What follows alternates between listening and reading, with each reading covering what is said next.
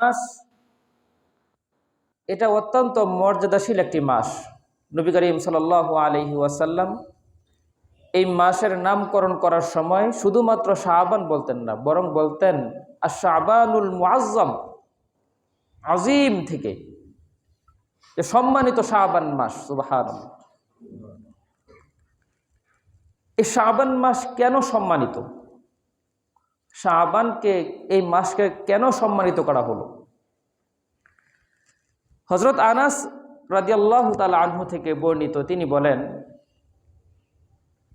শাবান মাসকে এই জন্য শাবান মাস নামকরণ করা হয়েছে যে এই মাসে অধিক পরিমাণে আল্লাহ তাআলার পক্ষ থেকে রহমত আর বরকত ছড়িয়ে ছিটিয়ে দেওয়া হয়। সুবহানাল্লাহ। এই অর্থটা পাইলাম কিভাবে? আনাস ইবনে মালিক রাদিয়াল্লাহু আনহু, হযরত আনাস রাদিয়াল্লাহু আনহু তিনি বলেন, শাবান এই শব্দটা মূলত একটি মূল আরবি শব্দ শাবুন থেকে নির্গত। শাবুন শব্দের শাব্দিক অর্থই হলো ছড়িয়ে দেওয়া, ছিটিয়ে দেওয়া। আনাস রাদিয়াল্লাহু আনহু বলেন, এই মাসটাকে এই ছড়িয়ে দেওয়া, ছিটিয়ে দেওয়া শব্দ দিয়ে নামকরণ করা হয়েছে কেন? এই জন্য যে এই মাসে অধিক পরিমাণে কল্যাণ আল্লাহ তাআলা বান্দার মাঝে ছড়িয়ে দেন। কিসের নিসবতে? রমজানের সাথে লাগোয়া মাস, এই জন্য। সুবহানাল্লাহ। আনাস রাদিয়াল্লাহু আনহু বলেন, ইন্নামা সুম্মিয়া শাবানু লিআন্নাহু ইয়ানশাইবু ফীহি খায়রান কাসীরান লিস-সাইম ফীহি হাত্তা ইয়াদখুলাল জান্নাহ। হযরত আনাস রাদিয়াল্লাহু আনহু বলেন, এই মাসকে শাবান নামে নামকরণ করা হয়েছে এই জন্য যে শাবান শব্দের মধ্যেই অর্থ নিহিত আছে ছড়িয়ে যাওয়া। হযরত আনাস রাদিয়াল্লাহু আনহু বলেন, ছড়িয়ে যাওয়ার সাথে এই মাসের সম্পর্ক কি? আনাস রাদিয়াল্লাহু আনহু বলেন, এই মাসে রোজাদারদের জন্য খুব অধিক পরিমাণে খায়ের ও কল্যাণ আল্লাহ তাআলা ছড়িয়ে ছিটিয়ে থাকেন। কি পরিমাণ কল্যাণ দিয়ে থাকেন? কতটুকু কল্যাণ দিয়ে থাকেন? আনাস রাদিয়াল্লাহু আনহু বলেন, হাত্তা ইয়াদখুলাল জান্নাহ, যতক্ষণ না পর্যন্ত এই পরিমাণ কল্যাণ দিচ্ছেন, যতক্ষণ না পর্যন্ত ওই কল্যাণের ধারাবাহিকতা সে জান্নাতে না পৌঁছে যায়। এই পরিমাণ কল্যাণ এই শাবান মাসে আল্লাহ তাআলা বান্দাদেরকে দিয়ে থাকেন, যেই কল্যাণের ধারাবাহিকতা একজন মানুষের জন্য জান্নাতে যাওয়াও সহজ। এজন্য এই মাসকে কি নামকরণ করা হয়েছে? শাবান। শাবান মাস নিয়ে আরো অনেক মজার একটি তথ্য। আপনারা সকলেই নাম জানেন, উনার বড় পীর বলি আমরা যাকে, আব্দুল কাদের জিলানী রহমতুল্লাহি আলাইহি, নাম শুনছি না? আব্দুল কাদের জিলানী রহমতুল্লাহি আলাইহি তার একটি বই, সম্ভবত বইটির নাম বুনিয়াতুত তালিবিন। এই বইটির মধ্যে শাবান এই শব্দের মধ্যে, এই মাসের মধ্যে আমাদের জন্য কি পরিমাণ কল্যাণ রয়েছে এর একটি রহস্য উদ্ঘাটন করেছেন তিনি বলেন, শাবান আরবি শব্দ, এটা লিখতে 5টি অক্ষর প্রয়োজন হয়। কয়টি অক্ষর? শাবান, শিন, আইন, বা, আলিফ, নুন। কয়টি অক্ষর? 5টি অক্ষর। আব্দুল কাদের জিলানী রহমতুল্লাহি আলাইহি বলেন, এই প্রত্যেকটা অক্ষরের মধ্যেই এক একটি কল্যাণ রয়েছে। সুবহানাল্লাহ। কি কল্যাণ রয়েছে? শাবানের শুরুতে যে শিন, এই শিন দ্বারা উদ্দেশ্য হলো শারাফ, মর্যাদা, শ্রেষ্ঠত্ব। এই মাসটা এমন, কোন ব্যক্তি যদি এই মাসকে কাজে লাগাইতে পারে তো আল্লাহ তাআলা তার মর্যাদার শ্রেষ্ঠত্ব বৃদ্ধি করে দিবেন। সুবহানাল্লাহ। 2 নম্বর অক্ষর শাবানের আইন। আইন অর্থ হলো উলুবুন, সমৃদ্ধি, তার দিন দিন উন্নতি। এই মাসের মধ্যে যদি কোনো ব্যক্তি নিজেকে কাজে লাগাইতে পারে তাহলে তার জন্য সমৃদ্ধি আর উন্নতি আস্তে আস্তে উপর দিকে উঠতে থাকবে। সুবহানাল্লাহ। 3 নম্বর হলো বা, শাবান, শিন, আইন, বা। বা শব্দের অর্থ হলো বিররুন। এই মাসে অধিক পরিমাণে নেকি অর্জন করা সুবর্ণ সুযোগ। এটা কেমনে আমি সামনে বলবো। 4 নম্বর হলো আলিফ, অক্ষর আলিফ। আলিফ দ্বারা উদ্দেশ্য হলো উলফুন, মোহাব্বত। এই মাস বান্দা আল্লাহর সাথে মোহাব্বত তৈরি করার সুবর্ণ সুযোগ আছে এই মাসের মধ্যে। 5 নম্বর হলো নুন। আব্দুল কাদের জিলানী রহমতুল্লাহি আলাইহি বলেন, এই নূর দ্বারা উদ্দেশ্য হলো ঈমানের নূর। কোন ব্যক্তি যদি এই মাসকে কাজে লাগাইতে পারে তার মধ্যে ঈমানের নূর চমকাবে। সুবহানাল্লাহ। আব্দুল কাদের জিলানী রহমতুল্লাহি আলাইহি এই রহস্য উদ্ঘাটন করার পরে বলেন, কোন ব্যক্তি যদি এই শাবান মাসকে তার সময় মতো তার জীবনে বাস্তবায়ন করতে পারে, আমল করতে পারে, কাজে লাগাইতে পারে, তাহলে ওই ব্যক্তির ভিতরে শাবান মাসের প্রত্যেকটা অক্ষরের যে সমস্ত রহস্য সব তার মধ্যে পাওয়া যাবে। কোন ব্যক্তি শাবান মাসে ইবাদত করলো, আমল করলো, নেক আমল করলো, বদ আমল ছাড়লো, আব্দুল কাদের জিলানী রহমতুল্লাহি আলাইহি বলেন তার এই নেক আমল করার কারণে শিন দ্বারা শারাফাত, তার মর্যাদা বৃদ্ধি পাবে। শাবান মাসে অধিক পরিমাণে ইবাদত করার কারণে তার আয় উন্নতি সমৃদ্ধি বৃদ্ধি পাবে। শাবান মাসে বেশি বেশি ইবাদত কারণে বিররুন, তার নেকির পাল্লা ভারী হবে। শাবান মাসে বেশি বেশি নেক আমল করার কারণে উলফত, আল্লাহর সাথে মহব্বত বৃদ্ধি পাবে। শাবান মাসে বেশি বেশি নেক আমল করার কারণে উলফতের পরে হলো নুন দ্বারা নূর, তার ভিতরে ঈমানের নূর পয়দা হবে, বৃদ্ধি পেতে থাকবে। ইমাম আব্দুল কাদের জিলানী রহমতুল্লাহি আলাইহি শাবান মাসের শব্দ থেকে এই রহস্য তিনি উদ্ঘাটন করেছেন।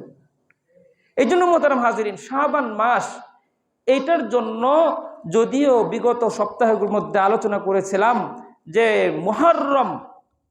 মুহররম মাস, মানে আরবি 12টি মাসের মধ্যে 4টি মাসকে আল্লাহ তাআলা সম্মানিত করেছেন। সেই 4টি মাসের মধ্যে কিন্তু রজব ছিল না, শাবান ছিল না। এই জন্য শাবান না থাকার পরেও শাবানের মধ্যেও যে আমাদের জন্য বহু কিছু আছে, এই বিষয়গুলো এখান থেকে প্রমাণিত। এই বিষয়গুলো এখান থেকে প্রমাণিত। কেমন প্রমাণিত? রাসূল করিম সাল্লাল্লাহু আলাইহি ওয়াসাল্লাম তিনি এক হাদিসের মধ্যে বলেন,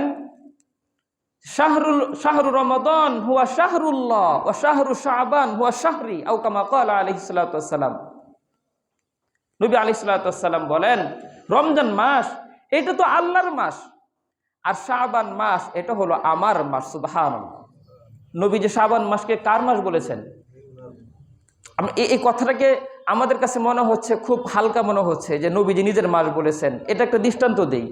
উদাহরণস্বরূপ, বাড়ি তো অনেক মানুষই করে, তাই না? যদি বলা হয় এই বাড়িটা অমুকের, আমাদের মধ্যে মনে করেন একজনের নাম বলা হলো, এটা অমুকের বাড়ি, এই বাড়িটার প্রতি আলাদা আকর্ষণ থাকবে। আর যদি বলা হয় এটা হলো এই এলাকার এমপির বাড়ি, বাড়ি তো একই কিন্তু নিসবত ভিন্ন হওয়ার কারণে এটার দৃষ্টিভঙ্গি, আকর্ষণ ভিন্ন ভিন্ন হয় না? কথা বুঝেন নাই? অথবা মনে করেন উদাহরণস্বরূপ, সমাজের মধ্যে একটা বিল্ডিং, এই বিল্ডিং এর মালিক হলেন সমাজের একজন সাদাসিধা মানুষ। বলা হলো এই বিল্ডিংটা কার? বিল্ডিংটা হলো অমুকের, আব্দুর রহমানের বিল্ডিং। এই বিল্ডিং এর প্রতি এক ধরনের আকর্ষণ।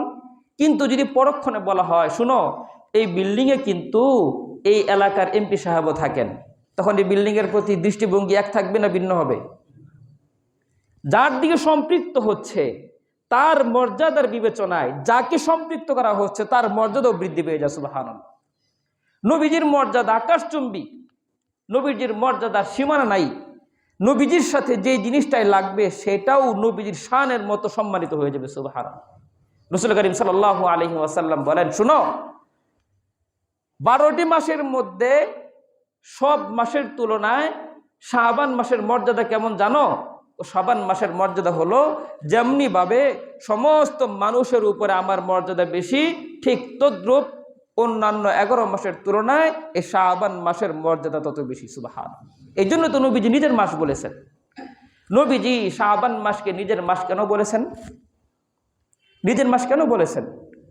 আল্লাহ হাদিসের মধ্যে আসছে, নবী করিম সাল্লাল্লাহু আলাইহি ওয়াসাল্লামকে জিজ্ঞাসা করা হলো, ইয়া রাসূলুল্লাহ, আপনি এই মাসটিকে নিজের মাস কেন বললেন? নবীজি বলেন, এই মাসে আল্লাহ তাআলা আমার জন্য এমন একটি আয়াত নাজিল করেছেন যে আয়াতের কারণে আমার মর্যাদা বহু গুণ আল্লাহ তাআলা বাড়িয়ে দিয়েছেন। এই জন্য আমি এই মাসটিকে মহব্বত করে এই মাসটিকে আমি নিজের মাস বলে সম্বোধন করি। আয়াতটি কি? ইন্নাল্লাহা ওয়া মালাইকাতাহু ইউসাল্লুনা আলান নবী ইয়া আইয়ুহাল্লাযীনা আমানু সাল্লু আলাইহি ওয়া সাল্লিমু তাসলিমা। আল্লাহ রাব্বুল আলামিন আয়াত নাজিল করে নবীজিকে ঘোষণা করে বলেন, ওগো পয়গম্বর, ইন্নাল্লাহা ওয়া মালাইকাতাহু, আল্লাহ এবং সমস্ত ফেরেশতাকুল সকলেই আপনার জন্য ইসল্লুনা আলান নবী, আপনার জন্য সর্বদা রহমত আর বরকতের জন্য কথা বলে থাকেন। আল্লাহ আপনার জন্য রহমত বর্ষণ করেন, ফেরেশতারাও রহমতের জন্য প্রার্থনা করেন। আর বাকি রইল মানবকুল। আল্লাহ বলেন, ইয়া আইয়ুহাল্লাযীনা আমানু, হে মুসলমান মুমিন বান্দারা, আল্লাহ তার নবীর উপরে রহমতের দোয়া করে, রহমত বর্ষণ করেন। ফেরেশতারা নবীর উপরে রহমতের দোয়া করেন। সুতরাং তোমাদেরও কর্তব্য হলো সবসময় নবীজির উপরে দুরূদ পড়ে পড়ে সালাম আর রহমত বর্ষণ করা।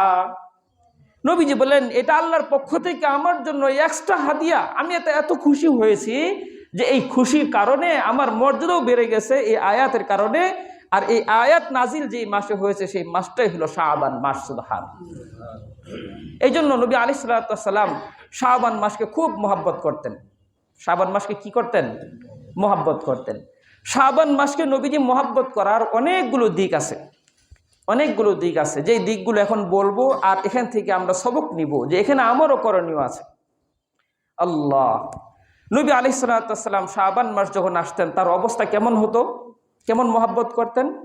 আয়েশা রাদিয়াল্লাহু তাআলা আনহা থেকে হাদিস, তিনি বলেন, রাসূলুল্লাহ সাল্লাল্লাহু আলাইহি ওয়াসাল্লাম, কানা রাসূলুল্লাহ সাল্লাল্লাহু আলাইহি ওয়াসাল্লাম ইয়াতাহাফফাজু মিন শাবান মা লা ইয়াতাহাফফাজু মিন গায়রি। আম্মা জান আয়েশা রাদিয়াল্লাহু আনহা বলেন, নবী আলাইহিস সালাতু ওয়াস সালাম আরবি 12টি মাসের মধ্যে শাবান মাসকে যেই পরিমাণ গুনে গুনে গুনে গুনে হিসাব রাখতেন, এই শাবান মাস ছাড়া বাকি অন্য মাসের ক্ষেত্রে তিনি এত গুরুত্ব দিয়ে গণনা করতেন না।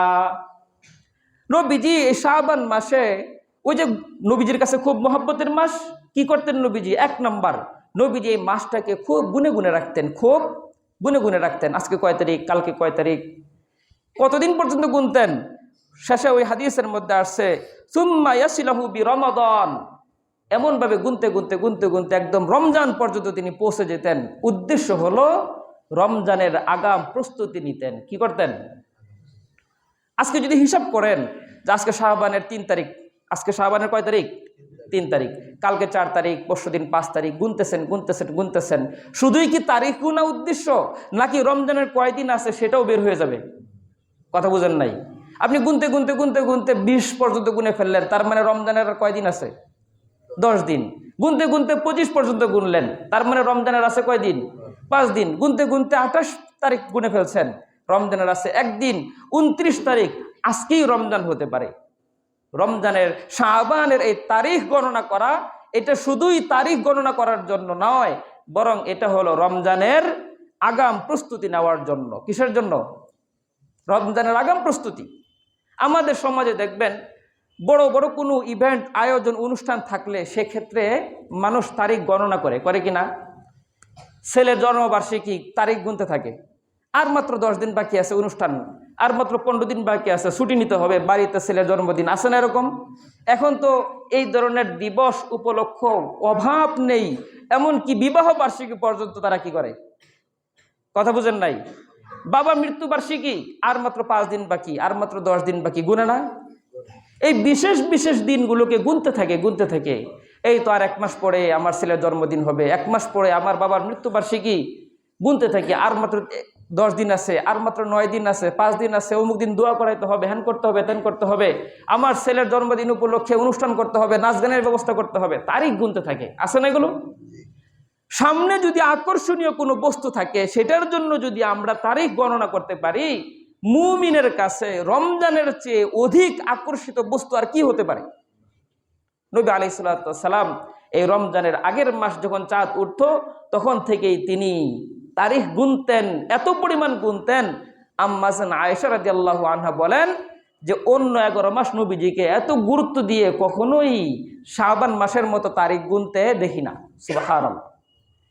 এই জন্য মুহতারাম হাজিরিন, শাবান মাসের তারিখ গণনা শুধুই কেবলমাত্র নবীজি গুরুত্ব দিয়া করতেন না, বরং আমি আপনি সমস্ত উম্মতে মুহাম্মদীকেও এই শাবান মাসের তারিখ গণনা করতে আদেশ করেছেন। নবীজি বলেন, উহসু হিলাল শাবান লি রমাদান, ওগো আমার উম্মত, তোমরা রমজানের হিসাব রাখার জন্য যখন থেকে শাবানের চাঁদ উঠবে তখন থেকে তোমরা শাবানের চাঁদের গণনা করতে থাকো। নবীজি আমাদেরকে আদেশ করেছেন যে শাবানের চাঁদ কি করতে হবে, উহসু হিলাল শাবান, শাবানের চাঁদকে তোমরা গুনতে থাকো। গুনছিনি? আমার তো মনে হয় এই যে আমি বললাম শাবানের 3 তারিখ, এই কারণেই মনে হয় অনেকে জেনেছি, অনেকে মনে হয় জানতামই না যে আজকে শাবানের 3 তারিখ নাকি। অথচ নবীজি আমাদেরকে বলতেছেন, আমি যেমন রমজানের প্রস্তুতির জন্য শাবানের তারিখ গুরুত্ব দিয়ে গণনা করতাম, ওগো উম্মত, তোমরাও রমজানের চাঁদ, শাবানের চাঁদ যখন উঠবে তখন তোমরা রমজানের হিসাব রাখার জন্য তারিখ উহসু গণনা করো। কি করতে বলছে আমাদেরকে? তারিখ গণনা করা। এই জন্য শাবান মাসকে নবীজি মোহাব্বত করতেন। মোহাব্বত করে করে কি করতেন? তার 1 নম্বর কাজ ছিল তিনি শাবান মাসের তারিখ গণনা করতেন। এমনকি আমাদেরকেও তিনি বলেছেন, তোমরাও শাবান মাসের হেলাল চাঁদকে গণনা করতে থাকো। আমরা বলি না আজকে 10 দিনের চাঁদ, এটা 5 দিনের চাঁদ দেখা যায়, এত বড় হয়েছে, বলি না? এরকম চাঁদকে গণনা করা। এই জন্য শাবান মাসে আমাদের একটি আমল এটা হতে পারে যে আমরা কি করব, শাবান মাসের তারিখ গণনা করব। এর দ্বারা উদ্দেশ্য কি হবে, যতই তারিখ গুনবো ততই নিজের ভিতরে উপলব্ধি আসবে, এই তো রমজান, আর 1 সপ্তাহ আছে, আর মাত্র 10 দিন আছে, আর মাত্র 5 দিন আছে, এই তো কালকেই রমজান, এই উপলব্ধি আসবে, এই উপলব্ধি আসবে। আর যদি গণনা না করি তাহলে রমজান যে আমার সামনে উপস্থিত এটা উপলব্ধি করার দায়িত্ব ইমাম সাহেবের উপর থাকবে। ইমাম সাহেব বলবে কালকে থেকে তারাবি, তখন মনে হবে হয় এই তো রমজান আসছে। ইমাম সাহেব জুমায় বলবে অমুক দিন থেকে কিন্তু সাহারি খেতে হবে। মুয়াজ্জিন সাহেব ভোর রাত্রে মাইক দিয়ে ডাকবে, তখন মনে হবে রমজান মাত্র কি হয়েছে, শুরু হয়েছে। আর যদি এই তারিখ নিজেই নিজের মতো গণনা করতে থাকি, রমজানের উপলব্ধির জন্য ভিন্ন কারো প্রয়োজন নাই, নিজেই নিজের উপলব্ধির জন্য যথেষ্ট। এই জন্য আমরা এই 1 নম্বর আমল করবো তো ইনশাল্লাহ, ইনশাল্লাহ। 2 নম্বর আমল যেটা রজব মাসে শুরুতেই বলেছিলাম, নবী আলাইহিস সালাতু ওয়াস সালাম এই রজব এবং শাবান মাসে খুব বেশি বেশি করে পড়তেন, আল্লাহুম্মা বারিক লানা ফি রজব ওয়া শাবান ওয়া বাল্লিগনা রমাদান। আমাদের মসজিদের বিভিন্ন জায়গায় জায়গায় এরকম করে টানানো আছে, যারা পারি পড়ব। নবী আলাইহিস সালাতু ওয়াস সালাম এই সময়গুলোতে খুব বেশি বেশি করে দোয়া পাঠ করতেন। 2 নম্বর আমল। 3 নম্বর আমল একটু খেয়াল করি আমরা। 3 নম্বর আমল, নবী আলাইহিস সালাতু ওয়াস সালাম এই শাবান মাসে প্রচুর পরিমাণে রোজা রাখতেন, প্রচুর পরিমাণে রোজা রাখতেন। আম্মাজান আয়েশা রাদিয়াল্লাহু তাআলা আনহা থেকে বর্ণিত হাদিস, আম্মাজান আয়েশা রাদিয়াল্লাহু আনহা বলেন, নবী করিম সাল্লাল্লাহু আলাইহি ওয়াসাল্লামের শাবান মাসের রোজার অবস্থা কি জানো? আম্মাজান আয়েশা বলেন, ফামা রাআইতু রাসূলুল্লাহি সাল্লাল্লাহু আলাইহি ওয়াসাল্লাম ইস্তাকমালা সিয়ামা শাহরিন ইল্লা রমাদান। আম্মাজান আয়েশা বলেন, রমজান মাস নবী আলাইহিস সালাতু ওয়াস সালাম পূর্ণ মাস রোজা রাখতেন, একটা রোজাও ছাড়তেন না। কিন্তু এই রমজান মাস ছাড়া বাকি 11 মাসে কোনো মাসে আমি নবীজিকে দেখি নাই যে তিনি সারা মাস রোজা রাখেন। মানে লাগাতার পূর্ণ 1 মাস রোজা রাখতেন নবীজি। কোন মাসে? রমজান মাসে। রমজান মাস ছাড়া ভিন্ন কোনো মাসে কি করতেন না, পুরা 1 মাস রোজা রাখতেন না। বাকি এরপরে কথাটা আম্মাজান কি বলছে দেখেন, ওয়ামা রাআইতুহু আকসারা সিয়ামান মিনহু। তবে একটা কথা শুনে রাখো, রমজান ছাড়া ভিন্ন কোনো মাসে নবীজিকে আমি দেখি নাই যে তিনি পূর্ণ মাস রোজা রাখেন। তবে একটা কথা শুনে রাখো, শাবান মাস ছাড়া ভিন্ন কোনো মাসে শাবান মাসের মতো অধিক পরিমাণে রোজা রেখেছেন এটাও আমি দেখি নাই। পূর্ণ মাস রোজা রাখেন রমজান মাস, কিন্তু রমজানের পরে সবচেয়ে বেশি রোজা রাখতেন কোন মাসে? আম্মাজান আয়েশা বলেন, শাবান মাস ছাড়া ভিন্ন কোনো মাসে নবীজি এত পরিমাণে রোজা রাখতেন এটা আমি কখনো দেখি নাই। নবী আলাইহিস সালাতু ওয়াস সালাম এই শাবান মাসে খুব বেশি বেশি রোজা রাখতেন। কি পরিমাণ রোজা রাখতেন? এক হাদিসের মধ্যে আসছে, যখন শাবান মাসের চাঁদ শুরু হয়ে যেত তখন নবীজি তার কোমরের ভিতরে গামছা বেঁধে নিতেন ইবাদত আর রোজা রাখার জন্য। সুবহানাল্লাহ। কোমরের গামছা বাঁধার সাথে ইবাদতের সম্পর্ক কি? গ্রামের মুরব্বীরা আমরা বুঝবো, কাজ করার সময় মাজায় একটা গামছা বাঁধা থাকলে শরীরের জোরটা একটু বেশি আসে না? হ্যাঁ, যে কোনো কাজ করার সময় দেখবেন কোমরে যদি কিছু একটা বাইদা নেওয়া যায় এটা আলাদা একটা শক্তি আসে। হাদিসের মধ্যে আসছে শাবান মাস যখন শুরু হইতো তখন নবীজি ইবাদত এত বাড়িয়ে দিতেন যে তিনি তার কোমরের মধ্যে গামছা বেঁধে নিতেন। কি পরিমাণ রোজা রাখতেন আম্মা জান আয়েশা তো পরিমাণ বলেন নাই, খালি বলেছেন যে এত পরিমাণ রোজা শাবান ছাড়া ভিন্ন মাসে দেখি নাই। কি পরিমাণ রোজা রাখতেন সেটাও আরেক হাদিসে নবী করিম সাল্লাল্লাহু আলাইহি ওয়াসাল্লাম থেকে এসেছে যে এই পরিমাণ রোজা রাখতেন এই পরিমাণ রোজা রাখতেন যে একদম পুরা কেমন যেন মাসও শেষ করে দিচ্ছেন। তবে এই ক্ষেত্রে নবী আলাইহিস সালাম রোজা রাখলেও রমজানের আগের 2-1 দিন রোজা রাখতেন না। রমজানের আগের 2-1 দিন যেন রমজানের সাথে একদম মিলে না যায় যে কবে থেকে রোজা শুরু হইলো, এটা যেন বোঝা যায়, এই জন্য 2-1 দিন রোজা রাখতেন না। এটা মাসলাগত একটি বিষয় আছে। শাবান মাসের 30তম তারিখ 29 তারিখের পরের দিন ইয়াউমে শক বলা হয়, এই দিনে সবার জন্য রোজা রাখা জায়েজ নাই, এটা ভিন্ন প্রসঙ্গ। এই জন্য নবী আলাইহিস সালাম রোজা রাখতেন। কোনো হাদিস আসছে কেমন যেন পুরা মাস রোজা রাখতেন, কিন্তু ম্যাক্সিমাম সময় তিনি রমজানের আগের 2-1 দিন রোজা রাখতেন না, যেন পেছ না লেগে যায়। বুঝতে পারছেন? আমাদের জন্য করণীয় কি? আমাদের জন্য করণীয় নবী আলাইহিস সালামের মতো বেশি বেশি রোজা রাখা, বাকি শেষের দিকে এসে রোজা ছেড়ে দেওয়া। শেষের দিকে এসে রোজা ছেড়ে দেওয়া। নবী আলাইহিস সালামের শিক্ষা হলো, দেখো প্রস্তুতি তো নিবা, কিন্তু প্রস্তুতি যদি এমন নাও যে নিতে নিতে নিতে নিতে পরীক্ষার সময়ই তুমি একদম কাহিল হয়ে হাসপাতালের বেডে, তাহলে তো পরীক্ষা দিতে পারবে না। কথা বুঝেন নাই? পরীক্ষার জন্য প্রস্তুতি নিতে হয়। এখন প্রস্তুতি নেওয়ার ক্ষেত্রে এই পরীক্ষার্থী এই পরিমাণ পড়ালেখা করছে, খাওয়া নাই, ঘুম নাই, গোসল নাই, কিচ্ছু নাই, একটা সময় পড়তে পড়তে পড়তে পড়তে যেই মাত্র কালকে পরীক্ষা, আজকে তাকে হাসপাতালে ভর্তি করানো লাগতেছে। কথা বুঝেন নাই? তার এটা কি পরীক্ষার প্রস্তুতি হলো? বুকামি হয়েছে। নবী আলাইহিস সালাম বলেন, রমজানের প্রস্তুতির জন্য শাবান মাসে রোজা রাখো ঠিক, কিন্তু এত পরিমাণ প্রস্তুতি নিও না যে তোমার শারীরিকভাবে দুর্বল হয়ে যাওয়ার কারণে রমজানের হক আদায় করতে কষ্ট হয়। নবীজি সারা মাস রোজা রাখছেন, উনার হিসাব ভিন্ন। তার দৈহিক, তার আত্মিক সব ধরনের শক্তি সমস্ত উম্মত থেকে আল্লাহ তাআলা বহুগুণ বাড়িয়ে দিয়েছিলেন। তিনি সব কিছু করতে পারতেন, কিন্তু আমার আপনার জন্য সেটা সম্ভব নয়। নবী আলাইহিস সালাম বলেন, আমি যদি নাও খেয়ে থাকি আল্লাহ আমাকে খাওয়ান, কিন্তু আমি আপনি কি খাই? আমি আপনি না খালি আল্লাহ খাওয়ান? এই জন্য নবীজির সাথে আমাদের সমান পর্যায়ে নেওয়া যাবে না। নবীজি সারা মাস রোজা রাখতেন, আমার জন্য আপনার জন্য কর্তব্য বেশি বেশি রোজা রাখা, কখনো কখনো ছেড়েও দেওয়া। যদি না ছাড়ি দুর্বল হয়ে যাব, রমজানের হক আদায় করা আমার জন্য কষ্ট হয়ে যাবে। নবী আলাইহিস সালাম এই শাবান মাসে অধিক পরিমাণে রোজা রাখতেন। কেন রাখতেন অধিক পরিমাণে রোজা? কয়েকটা কারণে। হযরত উসামা রাদিয়াল্লাহু আনহু নবীজির গোলাম ছিলেন।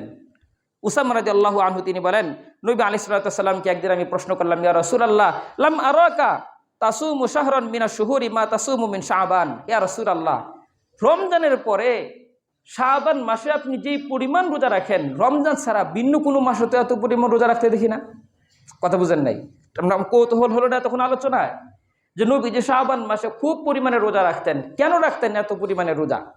এক সাহাবী উসামা তিনি নবীজিকে জিজ্ঞাসা করে ফেললেন, ইয়া রাসূলুল্লাহ, রমজান মাস ছাড়া ভিন্ন কোনো মাসে এই যে শাবান মাসে আপনি এত পরিমাণ রোজা রাখেন, এছাড়া তো অন্য কোনো মাসে এত রোজা রাখতে দেখি না, কারণটা কি শাবান মাসে এত রোজা রাখার? নবী আলাইহিস সালাম কারণগুলো বলছেন। মুসলমান খুব খেয়াল করবেন কারণগুলো। নবী আলাইহিস সালাম কারণগুলো বলেন, অলা যালিকা শাহরুন ইয়াগফালুন নাসু আনহু বাইনা রজব ওয়া রমাদান।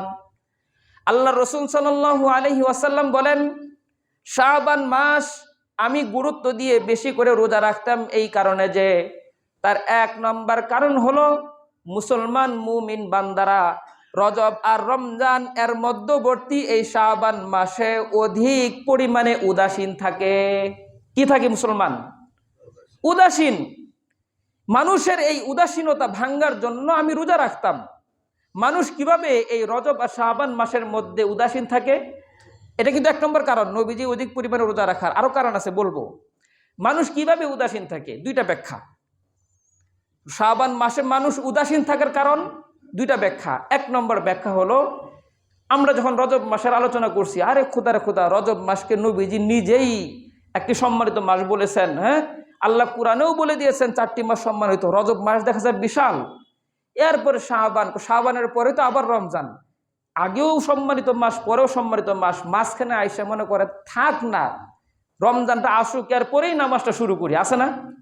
দেখবেন অনেক ভাইকে যদি নামাজের কথা বলা হয়, আচ্ছা কয়টা দিন থাক, রমজান তো আসতেছে, পরেই না হয় শুরু করলাম, এরকম বলে। কিন্তু ভাই দাড়িটা রাখো না, রমজানটা আসুক, একবারে আর দাড়ি কাটবো না, রমজানটা শুরু হোক। এই শাবান মাসে এসে এরকম উদাসীনতা মুমিনের ভিতরে কাজ করে, যে আগেও একটা সম্মানিত মাস, গুরুত্বপূর্ণ মাস গেল রজব, সামনেও একটা গুরুত্বপূর্ণ মাস রমজান আসতেছে, মাঝখানে মনে হয় একটু বিশ্রাম করা যায়, উদাসীন, কোনো খবর থাকে না। বুঝতে পারছেন? একটা ব্যাখ্যা। 2 নম্বর ব্যাখ্যা হলো, একটি কিতাবের মধ্যে এসেছে যে কখনো কখনো কোনো মাসকে সম্মানিত করা হয় বিশেষ কয়েকটি কারণে, তার মধ্যে একটি হলো ওই মাসের একটি বিশেষ দিন থাকার কারণে। উদাহরণস্বরূপ, ডিসেম্বর মাস যখন আসে, দেখবেন বিভিন্ন পত্রিকায় মাসব্যাপী আমাদের স্বাধীনতার বিভিন্ন বিষয় নিয়ে লেখে, অল্প অল্প করে প্রতিদিন লিখতে থাকে। দেখছেন এগুলো পত্রিকায়? কথা বুঝেন নাই?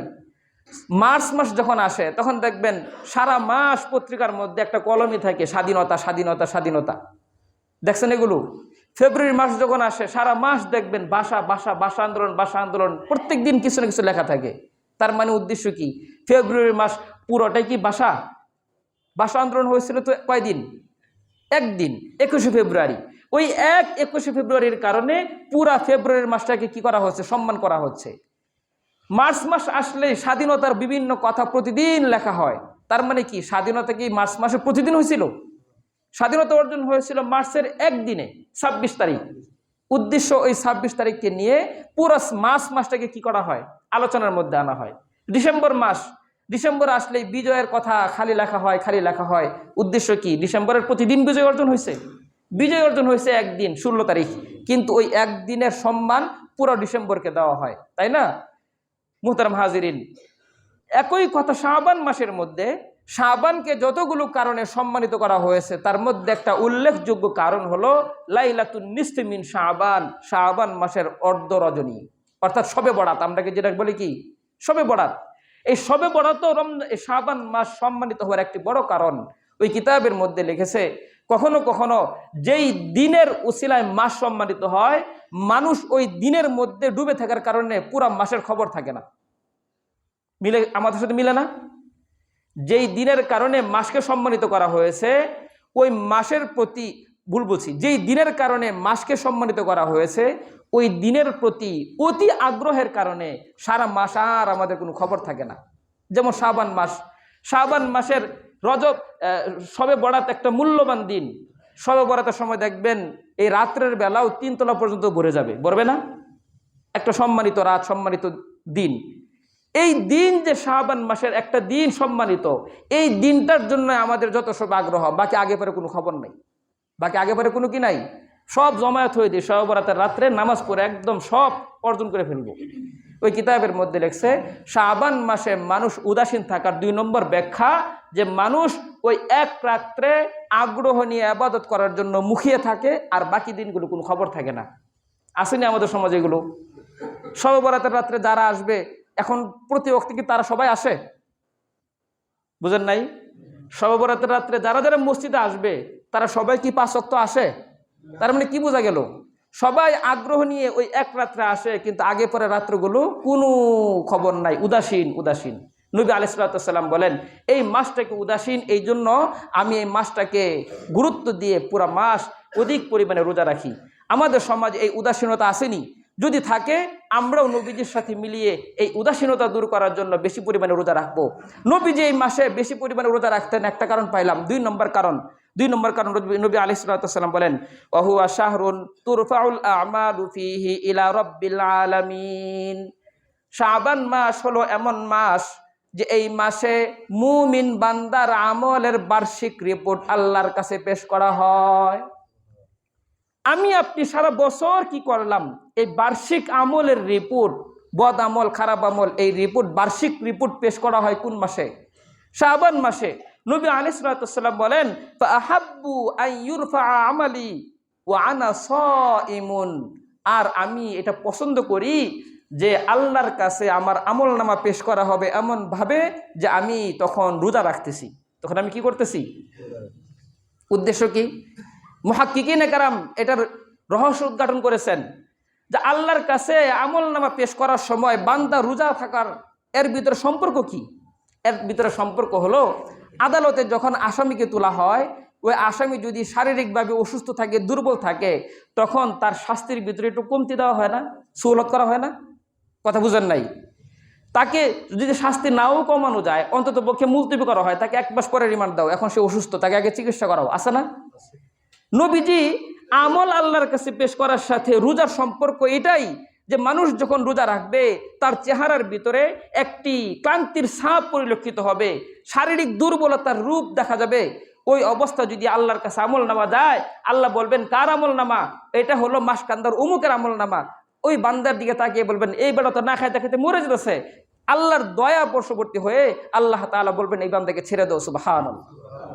এই জন্য নবীজি বলেন ওয়া আনা আহাব্বু আন ইউরফা আমালি ওয়া আনা সাইমুন, আমি এটা চাই যে আল্লাহর কাছে যখন আমার আমল নামা দেখানো হবে তখন আমি রোজাদার অবস্থা থাকব। তখন আমি কি অবস্থা থাকব? আচ্ছা মুহতারাম হাজিরিন, রোজাদার দেখে আল্লাহ তাআলা দয়া বশবর্তী হয়ে ছেড়ে দিবেন, এটা কি নবীজির জন্য দরকার ছিল? কথা বুঝেন নাই? নবীজির কি কোনো গুনাহ ছিল? নবীদেরকে আল্লাহ তাআলা বাছাই করে করে করে করে নির্বাচন করেছেন, নবীদের কোনো গুনাহ নাই। এটা হলো আমাদের আহলুস সুন্নাত ওয়াল জামাতের একটি আকীদা। কুরআন কারীম আল্লাহ তাআলা বলেছেন লিয়াগফিরা লাকাল্লাহু মা তাকাদ্দামা মিন যামবিকা ওয়া মা তাআখার। ওগো নবী, আপনার পূর্বের সামনের সব ধরনের গুনাহ তো মাফ করলাম, ওই যদি আল্লাহ না করুক হয়েও থাকে সেটাও অগ্রিম মাফ। সুবহানাল্লাহ। নবীজির আমলনামায় কোনো গুনাহের অবকাশ আছে? সেই নবীও চিন্তা করতেছেন হায় হায়, আল্লাহর কাছে যখন আমার আমল নামাকে পেশ করা হবে তখন আল্লাহ কি আমার উপরে নারাজ হয়ে যান কিনা। আর আমার আপনার অবস্থা কি? আল্লাহর কাছে আমল নামা কি শুধু নবীর আমল নামে পেশ করা হয়, আমার আপনারটা পেশ করা হয় না?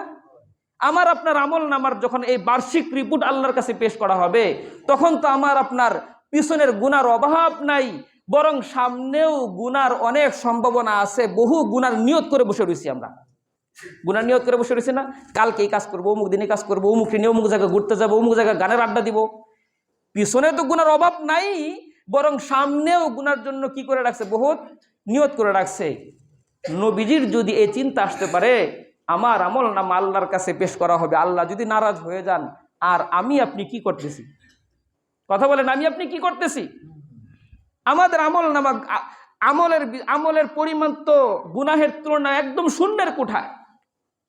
যদি হিসাব করা হয় তুমি একদিনের মধ্যে আল্লাহর কি পরিমাণ ইবাদত করেছো আর আল্লাহর কি পরিমাণ নাফরমানি করেছো, ইবাদতগুলো গুনে গুনে বের করতে পারবো। 5টা 10টা ইবাদত করেছি, কিন্তু গুনার তালিকা গুনে শেষ করতে পারবো? গুনতে পারবো আজকে মাত্র অমুকের সাথে সত্য কথা বলছি, অমুক সময় নামাজ পড়ছি, বাস এই পর্যন্তই। কিন্তু যদি গুনার কথা বলা হয়, চোখের গুনাহ, মুখের গুনাহ, কানের গুনাহ, হাতের গুনাহ, পায়ের গুনাহ, গুনার অভাব নাই, গুনে শেষ করতে পারবো না। এত পরিমাণ গুনাহ আমার আমল নামা জমা করে রেখেছি। আর আমার আমল নামায় শাবান মাসে বার্ষিক রিপোর্ট আল্লাহর কাছে পেশ করতেছে, আর আমি উদাসীন এখনো দিব্যি দম্বরে সমাজের মধ্যে চলতেছি। মুহতারাম হাজিরিন, নবী আলাইহিস সালাম এই জন্য শাবান মাসে খুব পরিমাণে রোজা রাখতেন। হায় হায়, আল্লাহর কাছে আমল নামা পেশ করবে, আল্লাহ আমাকে দেখবেন যে এই বেচারা কেমন দেখি, আরে এত দুর্বল, তাকে ক্ষমা করে দাও। অন্তত পক্ষে এই উসিলাটাও তো গ্রহণ করা যায় নাকি? কি বলেন? আমাদের সমাজে শাবান মাসের রোজা শুধুমাত্র শবে বরাতের মধ্যে সীমাবদ্ধ। শবে বরাতের একটা রোজা রেখে মনে করে রোজা এই শাবান মাস আদায় করে ফেলাইছি, অথচ নবীজি খুব বেশি পরিমাণে রোজা রাখতেন। এই জন্য শাবান মাসে আমাদের আরেকটি করণীয় আমল হলো আমরা খুব বেশি বেশি কি করব? কথা বলেন, বেশি বেশি কি করব? আর দোয়া করব, আল্লাহ আমার আমল নামাটা যখন আপনার সামনে আসবে আমি যেন তখন রোজা অবস্থায় থাকতে পারি, আমি যখন তো কি করতে পারি? রোজা অবস্থায় থাকতে পারি। আল্লাহ তাআলা যে কয়েকটি কথা বললাম সবগুলোর উপর আমল করার তৌফিক দান করুন। কয়টা আমল শিখলাম আজকে শাবান মাসের? 1 নম্বর, নবীজি শাবান মাসকে খুব গণনা করতেন, আমাদেরকেও বলেছেন তোমরাও গণনা করো। এই জন্য শাবান মাসের তারিখ হিসাব রাখবো, রমজানের জন্য আমাদের উপলব্ধিটা সুন্দর হবে। 1 নম্বর আমল করবো তো ইনশাআল্লাহ। 2 নম্বর আমল কি? 2 নম্বর আমল হলো আল্লাহুম্মা বারিক লানা ফি রজব ওয়া শাবান ওয়া বাল্লিগনা রমাদান। এই দোয়াটা খুব বেশি বেশি পড়ার চেষ্টা করব। 3 নম্বর আমল হলো নবীজি যেভাবে খুব বেশি বেশি রোজা রাখতেন আমরাও চেষ্টা করব খুব বেশি বেশি রোজা রাখার জন্য। অন্তত পক্ষে যদি সারা মাস রোজা নাও রাখতে পারি, অন্তত পক্ষে সপ্তাহের 20 বার রোজা রাখতে পারবো না ইনশাআল্লাহ? চেষ্টা করব আইএমে 20, 13, 14, 15 রোজা রাখার জন্য। এই যে বিশেষ বিশেষ দিনগুলো যেগুলো আছে, চেষ্টা করব বেশি বেশি করে রোজার ইহতিমাম করা, ইবাদতের মন মানসিকতা তৈরি করা। রমজান আসলে যেন নিজের ভিতরে সেই অলসতা না থাকে, আগে থেকে প্র্যাকটিস করতে করতে করতে করতে ইবাদতের জন্য পূর্ণ মাত্রায় প্রস্তুতি যেন আমাদের মধ্যে চলে আসে, সেই তৌফিক আল্লাহ তাআলা আমাদের সকলকে দান করুন। সকলে বলি আমিন। ওয়া আখিরু দাওয়ানা আলহামদুলিল্লাহি রাব্বিল আলামিন।